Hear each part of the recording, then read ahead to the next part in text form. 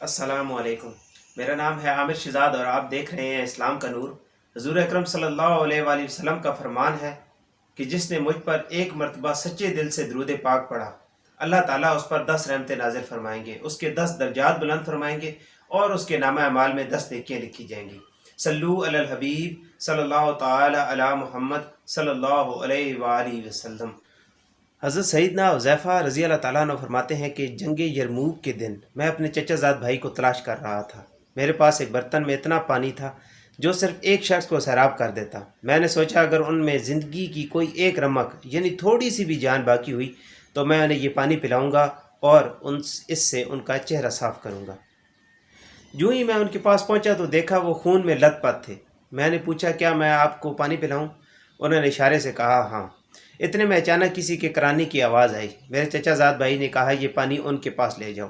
میں نے دیکھا تو وہ حضرت سیدنا عمر بن عاص رضی اللہ تعالیٰ عنہ کے بھائی حضرت سیدنا حشام بن عاص رضی اللہ تعالیٰ عنہ تھے۔ میں نے انہیں پانی پیش کیا، انہوں نے بھی کسی کے کرانے کی آواز سنی۔ انہوں نے اشارے سے کہا کہ یہ پانی انہیں پلا دو۔ میں ان کے پاس پہنچا تو وہ جام شہادت نوش فرما چکے تھے۔ میں واپس حضرت سیدنا حشام بن عاص رضی اللہ تعالیٰ عنہ کے پاس آیا تو وہ بھی خالق حقیقی سے جا ملے تھے۔ پھر میں اپنے چچا زاد بھائی کے پاس آیا تو دیکھا کہ وہ بھی شہید ہو چکے تھے۔